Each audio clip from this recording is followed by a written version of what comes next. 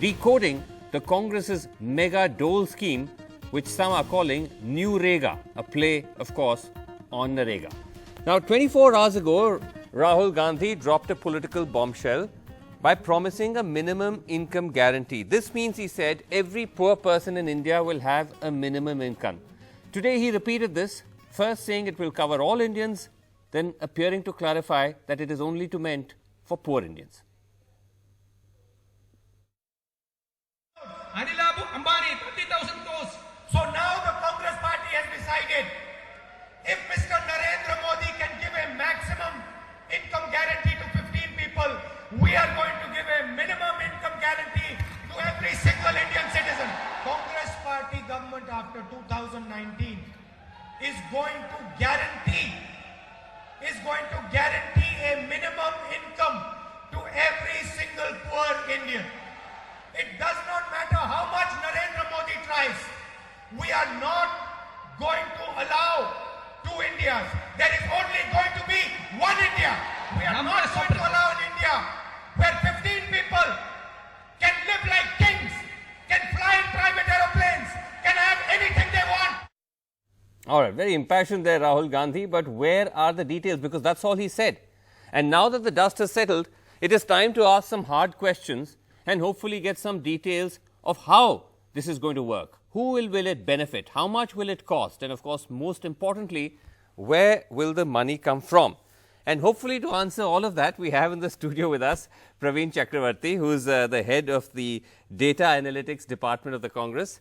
And also joining us, we've got a fine panel, Jayati Ghosh, who's at the Center for Economic Studies and Planning at School of Social Sciences at JNU, Professor Yogendra Yadav of Swaraj India, Vivek Reddy, lawyer of the BJP, and Amartya Lahiri, the economist, joining us from Mumbai. So we've got a full house. I suspect that the floor is largely going to belong to you, Praveen Chakravarti. So let's start off with the basics by just asking you, first of all, that this is not a universal, because when we talk about the universal basic income, this is how most people understand it, mooted in the economic survey. This is not universal. Is that right? This, according to Rahul Gandhi, is only for the poor. Correct. I first want to say that when you opened, you called it a dole. I do object to that term dole. Okay. See, the idea of a basic income Right. is actually a well-established idea in economic circles. Okay. So the universal basic income, as you alluded to, yes, universal basic income means it's for everybody. This is a targeted minimum income guarantee. And what does that mean? It is our belief that every Indian family should have a minimum income threshold, and no Indian family should be below that. This is the basic minimum. So when you say every Indian, it's actually correct, because it's not a slip, because every Indian is guaranteed. Rahul Gandhi said it. I said no. I think you called it a slip, and I'm clarifying it's not a slip, because every Indian is guaranteed. There are some that are below, and hence they will be given the income support. But the guarantee is for every Indian. The guarantee is for every Indian. Right. The income support is not for every Indian. The income support is for those that fall below the threshold.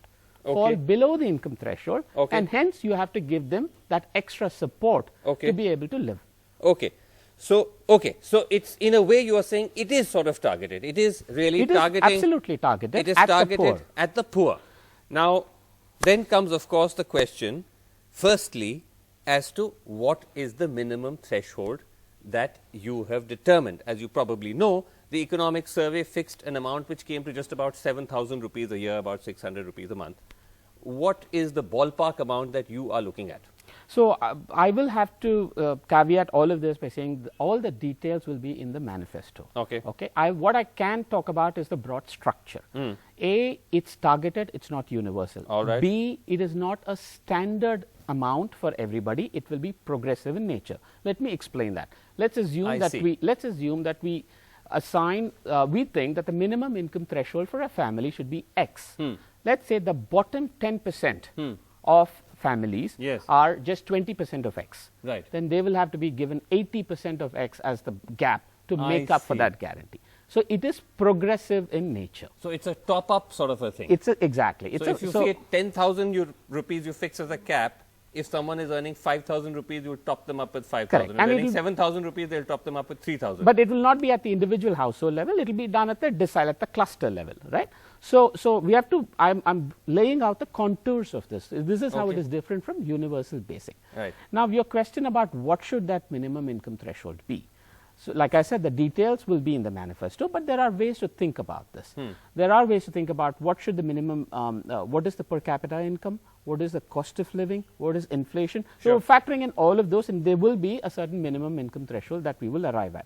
You refer to the economic survey. The economic survey I come to in a second. One ballpark figure that was floating around since yesterday, coming from, it appears, the Congress party, was that it could be somewhere in the range of 15 to 1,800 rupees per person per month. Is that No, that is that anywhere in the no. That is I'm very sure that is not a number that's coming from the Congress party. What people may be referring to is the former Chief Economic Advisor Dr. Arvind Subramanian's piece, which coincidentally appeared yesterday in the Business Standard, and that talked about an amount around 1,800 per month or something. So that is not the figure of the Congress party. What is that close to your figure?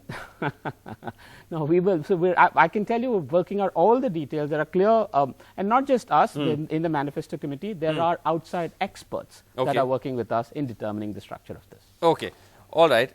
We have some details, but I don't want to hog you all to myself because I'm sure the others also want to jump in.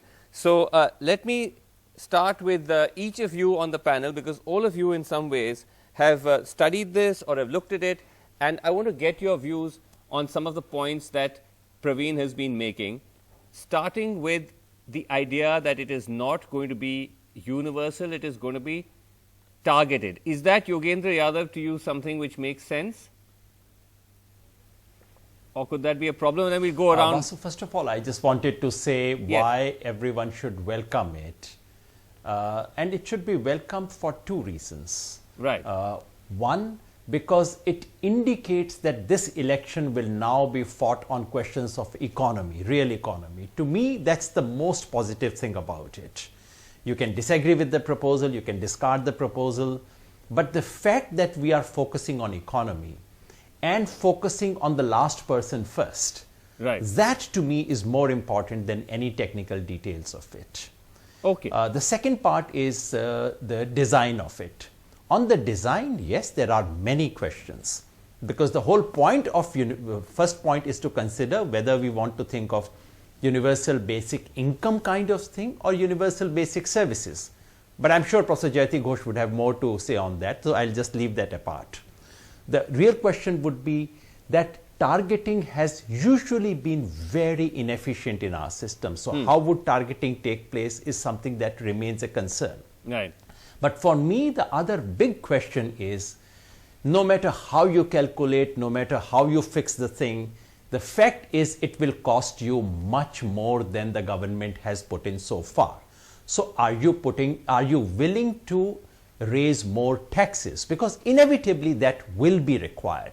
Is there a political will, is there a determination to raise taxes, or to go for things like wealth tax or inheritance tax or for turnover tax? Something of that kind is necessary. Is there a willingness for that? Okay. Well, since you raised the question of where the money is going to come from, I was going to come to that later. So let me quickly toss that to Praveen, and then I'll come to Jayati and then everybody else on the panel. Where is the money going to come from? Yes, so we have done ballpark estimates. We've thought through various scenarios, and we are confident that the money for this can be raised through a combination of new revenues, rationalization of current expenditure, and we must remember that income in the hands of people automatically leads to a consumption boost to the economy. So there will be macroeconomic impacts. But also, can I just jump in and ask you, what do you mean by new revenue? What does that mean? So that's a bit vague. So no, like I said, all the details will be in the manifesto. No, but come on. This is a big detail. This is a big detail. No, new revenues is a combination. I mean, new revenues is a combination of asset sales, of newer opportunities for revenues, all of it, right. So, that is what I am saying. Asset sales. It could be, it could be. So, You're talking like you're talking about disinvestment. Srinivasan, like I said, we can get into the details once it's out.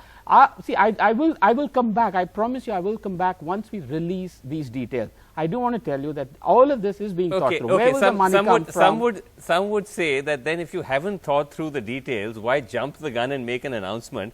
But theek hai, it's politics. That's, you know, politics works in whatever way it does. Just to put up on the screen the estimates of what it's actually going to cost, just with the economic survey's slightly more modest calculation of the 7,600 per person per year figure, that the eco survey said would be about 4.9% of GDP, which we worked out would be about 6 lakh crores.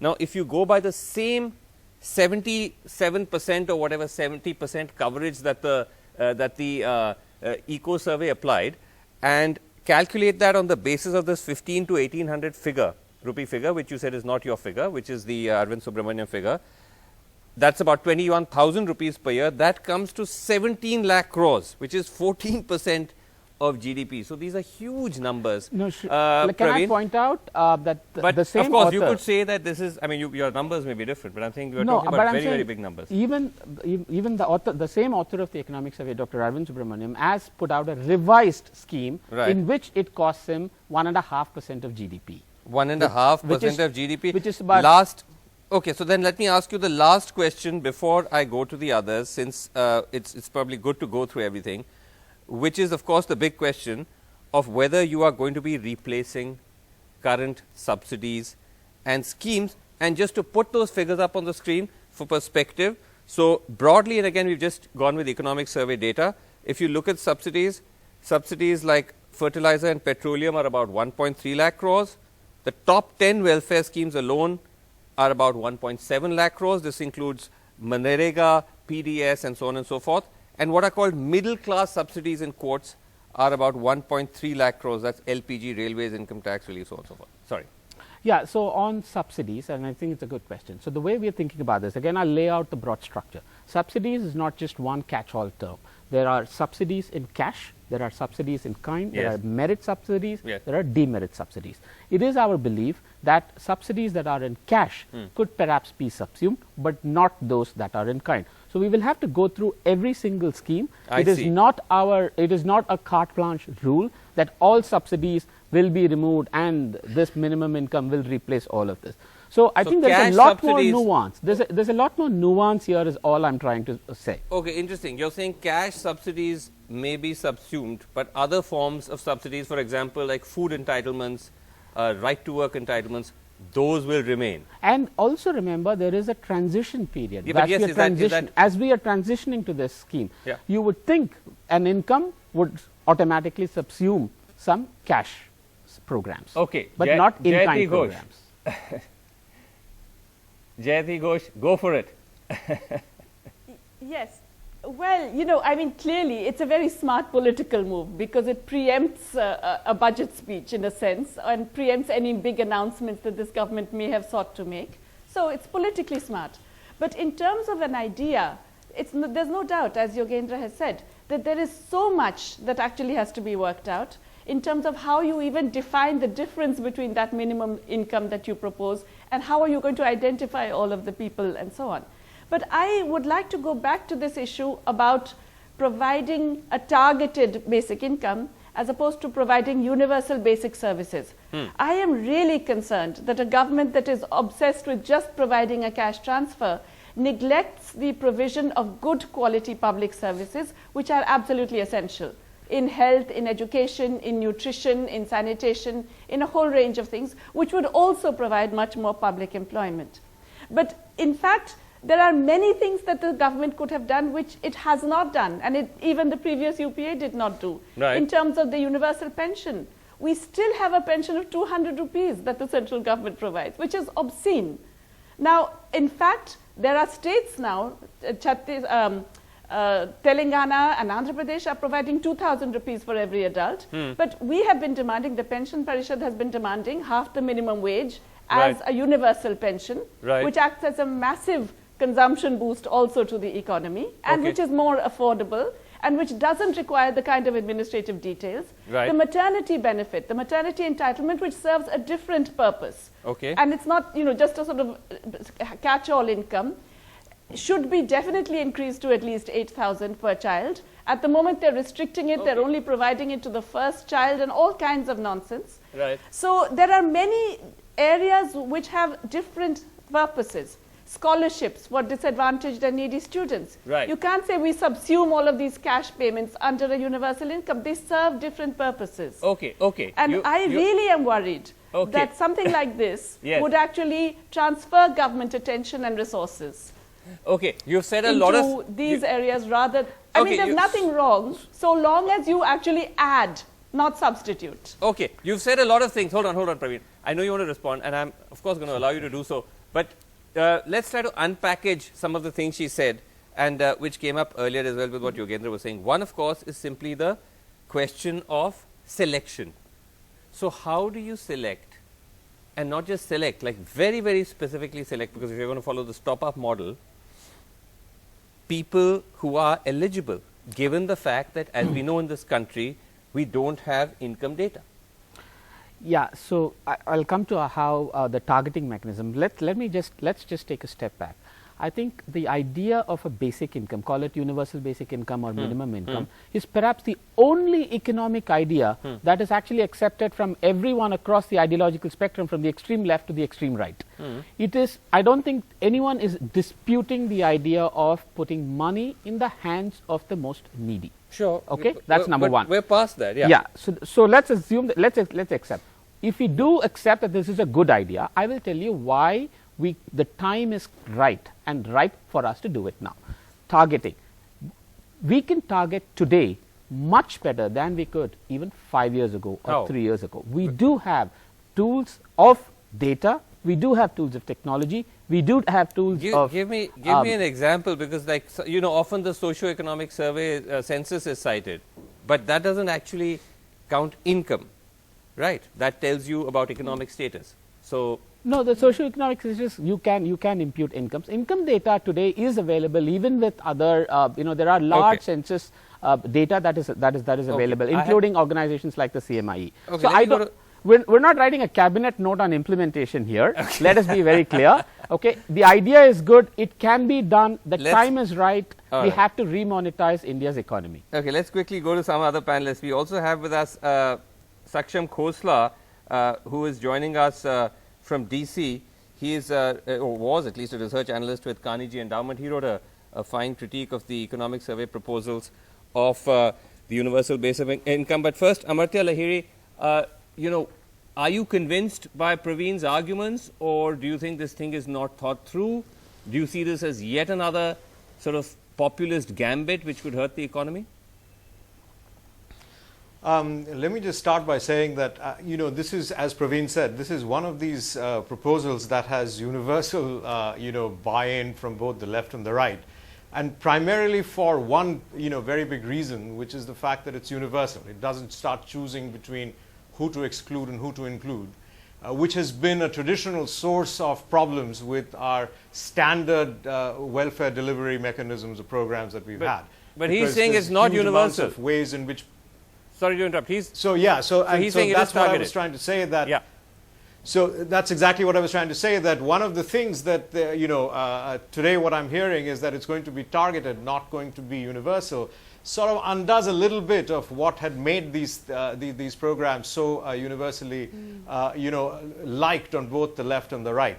And so that makes me a bit concerned, because that has been a traditional problem of how do you identify, and then it creates incentives for people to masquerade as one group versus the other. So it has all these associated problems. In terms of, there's a second issue that I think needs to be thought through a little bit. I think the issue of payments as to where and how this is going to be paid for. There have been studies on this, and there are, as Praveen said, there are all these subsidy schemes and various yojanas that we have, which some of them are merit-based and some of them are non-merit-based. And so, based on estimates, you can kind of get out about 5% of GDP from non-merit programs if one is willing to roll those things back. These are subsidies of fertilizer subsidies, water subsidies, electricity subsidy, etc. And then there are these other issues of revenues foregone due to all kinds of exemptions that do exist. So one could potentially fork out another 4 or 5% from there. So things up to 10% of GDP, if that's the total amount that's being given, which is going to be slightly less than 10,000 rupees a year per man, woman, and child. Potentially, one could ferret out and have the program being revenue neutral. But that said, it still doesn't answer the question of what exactly is the policy goal, because I mean, welfare programs are structured to deliver a certain target. So what is that? Is that an issue of I'm trying to deliver lower malnutrition? In which case, is the constraint calorie counts, or is the constraint, as Jyoti was saying, is the constraint public health? I mean, is that the place? So those are different ways of delivering. So these need studies. I mean, it's Okay. All right. Let's. I'm going to bring in Saksham Khosla here, and then I'll go to Vivek Reddy, and then come back to Praveen. Saksham Khosla, we read your critique of the the economic surveys outline of UBI. You had certain questions about it. You talked about, for instance, the fact that too much of a reliance on Aadhaar is problematic. You also talked about how not going universal is problematic because of selection issues, and of course you raised the question of where the money is coming from. Do you see or hear anything in what the Congress appears to be outlining which convinces you that that's a better model? Yeah, I think the universal appeal of a universal basic income has been crystallized in that one word, right? Universal. So I think what we want to try to do is, if we're not, obviously I don't think India is ever going to have a state where every single Indian citizen, for fiscal reasons and for administrative reasons, will get an income. That's fine. If we're getting it to 75% of the population, let's do that in an administratively feasible manner. And I think that's where the biggest appeal of a simple lump sum payment that was the same was going to cut through a lot of administrative clutter. I think the most concerning part of the Congress's proposal is the fact that it will be modulated depending on income statements. Now, of course, there are data issues, and I'm very excited to actually see how these data issues are worked out. But even beyond that, I think there are two other implications that this proposal raises. The first is, if I suddenly start earning more the next year, does my cash payout decrease over time? Now, that suddenly I have an incentive to not work more and to not have an improvement in my living standards, because I suddenly realize that the state is paying me less. The second implication of that is, say I'm in a village where everybody's working the same occupation, or everybody's occupations are relatively well known. If my neighbor gets a different payout than I do, suddenly you have a whole host of political economy implications where people are not quite certain why my neighbor Okay, we're getting very granular now. As Praveen said, this is not a cabinet note on their scheme, but at the same time, of course, we do expect details. Vivek Reddy, sorry, last but not the least, has the Congress, they still seem to be trying to figure out exactly how this is going to work, but have they broadly stolen the thunder from what many expect is going to be a similar-ish announcement by the finance minister come budget day? I don't think so, Mr. Srinivasan. First of all, the Congress has a historic pattern of shooting before thinking, or shooting before aiming. I guess this is one such impromptu, impulsive announcement of Mr. Rahul Gandhi. This is evidenced by how the Congress has been reacting during these poll days. They first, if you look at Rafale, if you look at various other allegations made by them, whatever they have brought forth is nothing but lies. And they have tried to give it some sort of a shape after they have announced it, or after they have put it in public. But in principle, do you support the idea of a universal basic income? Or a fixed minimum income? Do you support the idea? Yes, absolutely. See, look here. One second. Look here. Universal basic income is a wonderful concept, but it was first introduced in Finland. It did not work. Economists these days, modern economists, are always suggesting that this is the best solution, but unfortunately, they have not brought it to practical ground. And as Yogendra Yadav said, and others in the panelists are observing, the design is a big issue. The Congress today, my grievance is Praveen, quickly respond. that the Congress, in its desperation to do something, is trying to use this as a gimmick. Was this But a kind of I have one question here. Praveen, I have one question. Yeah, I'm coming to your question, but just Praveen, No, one question here, this was a Mr. knee-jerk Srinivasan Jain. response. No, One surely issue not. which I See, want to bring forth. Just hold on, Vivek, 1 second. How long have you been Mr. thinking about Srinivasan Jain, this? I have one issue to bring forth. 1 second. I have just one point to make. Okay, small very point. quickly, very quickly. My very issue quickly. is Yeah. that if UPA did not have all its scams, if the UPA did not have all its scams to the tune of lakhs of crores, you could have given universal income. Oh gosh, A few okay, people okay. have gobbled. No. What was meant for the people. Let's try and keep You this a look, little you look at the 2G scam. policy focused. So do you have, okay, Vivek, do sorry, you I don't have want to the silence Mike. credibility at all to talk of this? Guys, What can was we, Rahul because we need to Gandhi get a doing response, we're running when out of all time. these scams occurred? Okay, Vivek, please. Let him. We can't push it over. Okay, Vivek, Those are I don't want serious to. issues. Come on, come on. Okay, let him respond. Was Okay. this knee-jerk? Not at all, not at all. I mean, the fact that I'm giving you the structure, the fact that I'm telling you that there has been work that's going on, not just within the manifesto committee. We've actually had stakeholder meetings. The Since over the last 2 months, we've been having stakeholder meetings, not just on this, on a variety of issues. So but I'm is it saying fair to say that at least you've been thinking about this for the past couple of months? absolutely, absolutely. The announcement may be sudden, the idea is not. And who's You're already saying it was a slip by Rahul Gandhi. and who's the germ? You're already saying who it was was a the slip real by Rahul architect Gandhi. of this idea no, it within is the not Congress? poor, it is universal. You're already making amendments to his speech. Praveen, just a second. I don't know. Yes.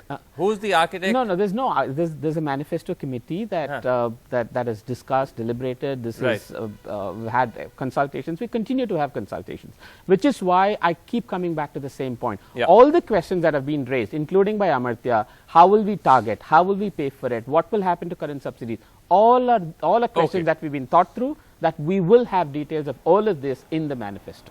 So we have to wait for this manifesto It's not to come mythical. to It's not mythical. It's not going to be mythical at real. all. It will be there. I have very little time because before I have to wrap, I'm going to get a quick intervention because Yogendra and Vivek are staying on for our next panel. So I want to quickly get an intervention from Jayati and the others if I can. Quickly, Jayati, is there anything you want to add at the end? Any piece of advice that you may want to give to the Congress? I would just say, I would go for a different combination. I would go for a universal right to work in rural and urban areas, a universal pension, and universal basic services. I think that is the ticket that will actually bring many more people in the electorate to vote for something. Okay. And I think it would also be much better for the economy.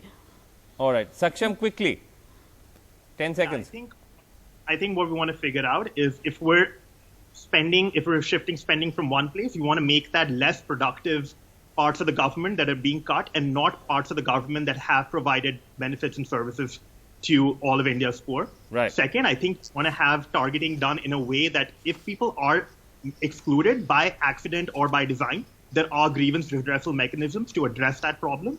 And finally, third, I think that the Congress needs to clearly demarcate the difference between is this an income floor or is this a ladder out of poverty? I think both of those issues create different design implementation and implications. Amartya, very quickly. Yeah, very quickly. I mean, I think, just as a program, I think this is a mind-bogglingly expansive program. So, if it's implemented, it's going to be, there are very few applied tests. Oh, I thought you meant this so show. there are maybe 4 or 5 places that are looking at this. So this is at such a grand scale that the only thing I would say is maybe a few pilot programs testing this would be a better way to start before we roll it out at such a massive all India scale. It's already in force. That's all I'd say. Sure. It's already in force in India. So since all of us what here a pilot agree, program, yes. Since all of us here agree that it's a good idea and it is also time for India to start thinking about this, I encourage everybody here to actually do give us suggestions. We will.